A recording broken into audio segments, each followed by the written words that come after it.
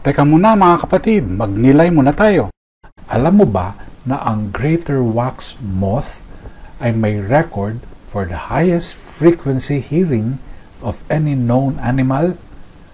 Kaya nitong marinig ang tunog na umaabot sa 300 kHz, lampas pa sa kayang marinig ng tao o kahit ng paniki.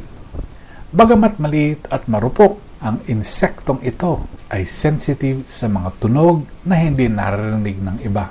Sa aklat ng Exodus, nakita ni Moises ang nagdiliyab na mababang punong kahoy, isang pagpapakita ng presensya ng Diyos sa gitna ng karaniwan. Bagamat siya ay nag-aalinlangan, marahil tinatanong ang sarili, sino ba naman ako? Tinawag siya ng Diyos upang makinig sa mas malalim na tinig niya. Ako ay sasama sa iyo.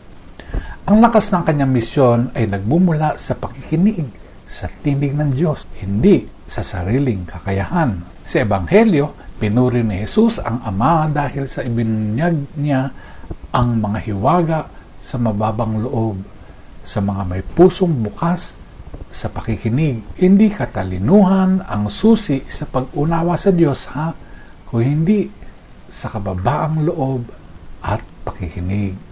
Tulad ng gamo-gamo na nakakarinig ng mga tagong tunog, tinatawag tayo ng Diyos na maging mulat at sensitibo sa kanyang tinig kahit sa gitna ng ingay ng mundo. Ngayong araw, itanong natin ang ating sarili, naglalaan ba ako ng panahon upang pakinggan ng Diyos? Handa ba akong sumunod kahit ako ay may pag-aalinlangan? Pagnilayan natin ito. Amen.